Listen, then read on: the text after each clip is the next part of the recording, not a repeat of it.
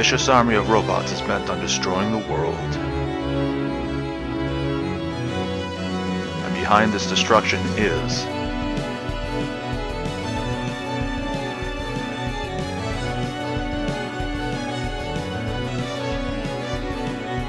Proto-Man?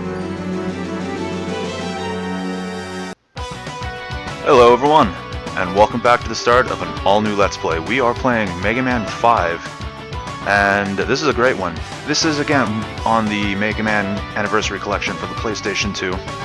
And as we saw there, apparently Proto-Man has decided to stop randomly helping and cause some problems. Who knows, maybe Wily actually convinced him to go back to the story proc again. But let's jump right into this. Nice assortment of enemies. I actually really like a lot of them in this game. This was the first Mega Man game that I ever played that I actually realized, original series Mega Man game that I ever played, that I realized that he can actually use his charged buster on that. That started in Mega Man 4, but I didn't play Mega Man 4 before playing this game. And so I was really surprised when everything took so much to kill and bosses were so strong compared to previous games. So we're gonna start things off over here with Starman.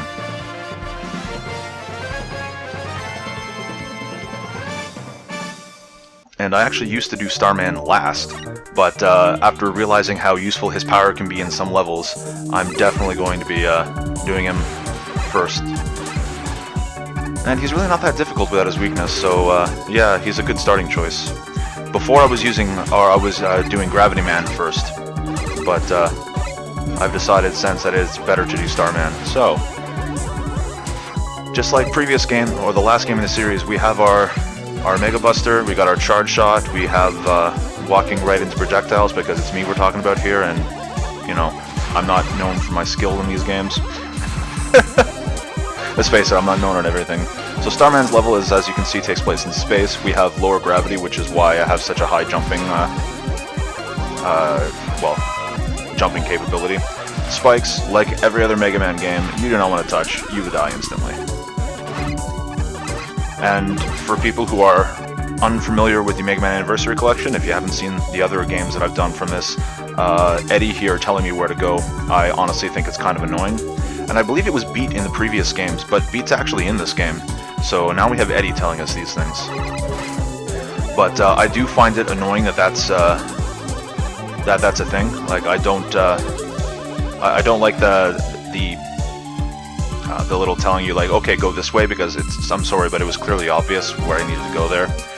And the reason why I'm still using that is because we have these nice little UI things in it. So I mentioned this in a previous game. But if you haven't seen it since, you got my live counter right there, that's new.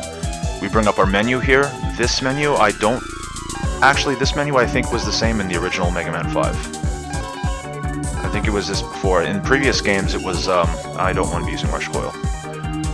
In previous games you've actually had, like the regular, like a different UI overload menu, so all your powers are visible on the, on one screen instead of having to switch through many. And so, we just collected the M. As we can see here, we've got one lit up. When we get all of them, there's one in every level. When we spell the whole thing out, we get a different power, or a special power essentially, and it is very, very useful. And I am surprised I didn't accidentally jump into the spikes there. I've done that several times in the past. I'm really happy I managed to make it through that on my first try, because it's kind of embarrassing dying like that.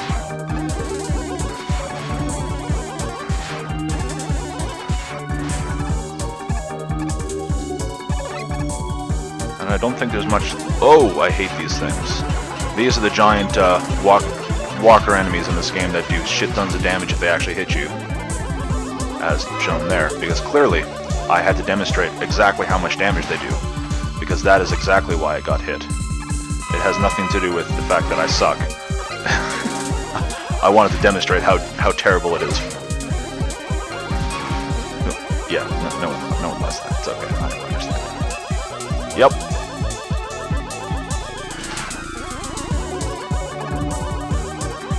So another thing that's added to the Anniversary Collection, if you're not familiar with it, is that exclamation mark that keeps popping up every now and then. That is some kind of sort of a navigator type character that can tell you little hints and whatnot about it. It's an interesting thing to add for new players of the series, but I personally don't like it, as it kind of, well, it trivializes a few things, or it can at least give you hints that maybe trivializes things, because right now, I'll just show this off here. I believe that's Dr. Cossack. We met him in Megaman 4. But right here, he's telling us a little bit about Starman. He's really good at fighting in midair, but when he's fighting on the ground, or how is he when he's fighting on the ground? He's not good fighting on the ground, is basically what he's telling you. So right again, a weapon that goes everywhere except on the ground would probably work. A weapon that goes everywhere except on the ground would probably work. See, that's actually kind of weird, because his weakness only goes on the ground. It doesn't go in the air. You can't use it unless you're on the ground. So it's actually kind of weird that they said that. I wonder if that was a mistranslation. But, oh, of course, he's going to open by jumping directly into me. So this is Starman. This is all he does. He jumps around, throws his shield at you. So what you want to do is basically what I did there. You want to be in the air when he throws, when he tries to throw it. Simply so it's, well, it doesn't go straight across. You have a chance to get over it. And he doesn't do that. I'm surprised I dodged that, to be honest. This is all the fight is. He's nothing special. He's nothing difficult. And if you actually have his weakness, it actually plows through his shield and negates it, gets rid of it. I'm going to die.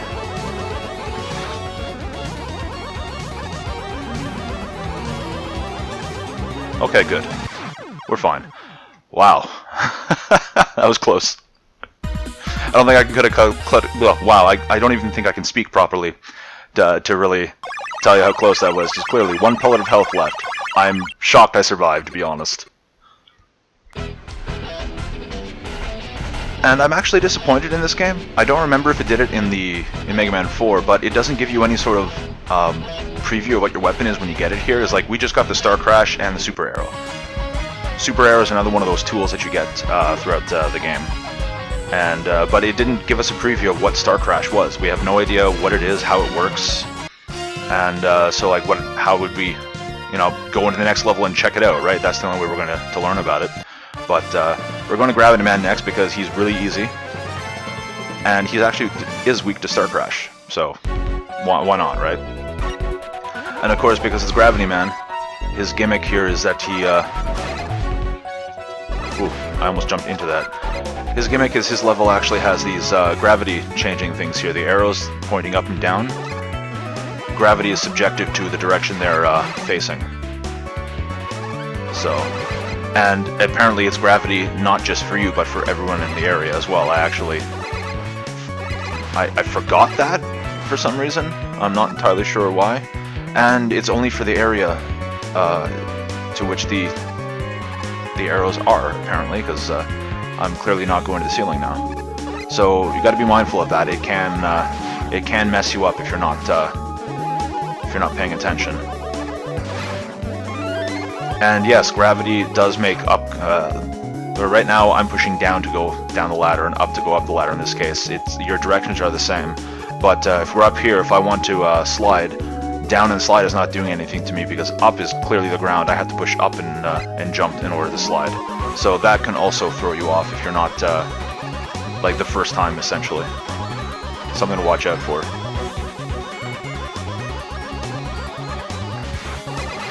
And I also realize I'm charging my shot a lot, and I have the tendency to just do that, and I'm going to try not to because I know that sound effect can kind of get annoying.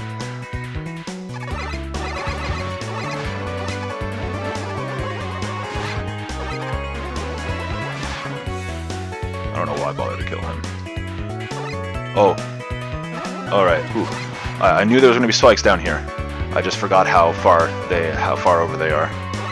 That could be very dangerous if you're too far over, clearly.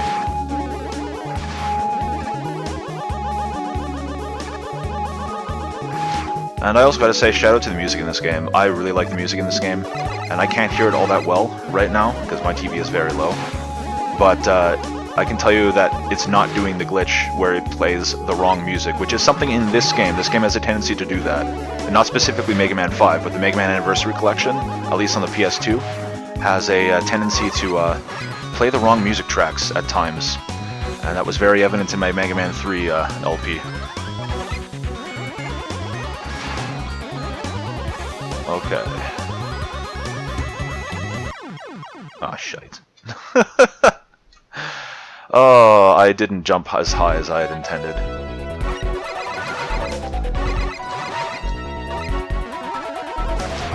Also, it has been a while, but since I played 4, but the rush coil is not what I remember it being. It works a little differently in this game, and just to show it off there, in previous games, he comes down, you jump off him, and he just boosts you off him or spring on top of him. This game, he actually acts as a platform and jumps, and then you can kind of walk and jump off of him. I found that a little disorienting the first time because I wasn't expecting it. I forgot it was changed. And honestly, like I said, it's been a while since I played Mega Man 4. I don't remember if it was like that in Mega Man 4. It probably was, and I'm just forgetting, so... That sounds like something I would do.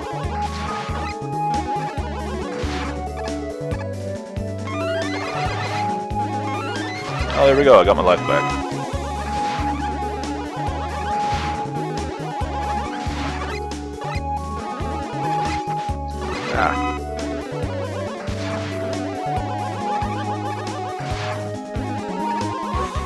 And I don't believe there's much left of the stage. And here I am saying I'm going to stop charging my weapon constantly, and I'm just constantly charging my weapon still. So, ooh, dirty trick. So I apologize if that's kind of annoying. It's a hard habit to break once you get into it. And so here we have Gravity Man. He's always on the opposite side as you. And so basically that's all you want to do, to walk into him with his weakness like that. Ow. The Star Crash will block his shots that he throws up, so he can cancel your shield. Just like that.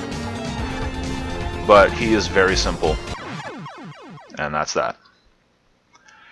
If you're not using his weakness, it's basically the same strategy. You just want to stay a little further away. Try to line up your charge shot as you're falling, as you pass each other, and that's that. It's not difficult. It's actually a fun fight, and this is the first boss I ever took on the very first time I played this game, and I didn't realize, again, like I didn't realize you can charge your Mega Buster, so fighting him with an uncharged shot is like every single time you hit him, it deals a single point of damage to him. That's it. That was a very long and monotonous fight. So, yeah, remember, you can charge your shot, people. But anyway, we've taken down 2 Robot Masters. I kind of want to go for a third now just because of how quick that is, but these games are not overly long itself, so I think I'm actually going to leave it at that for today. So thank you all for watching. I hope you enjoyed, and hopefully you'll come back next time as we will be taking on Gyro Man. As my guess, he's weak to Gravity Man. So that'll be next time. Until then, take care, you hear?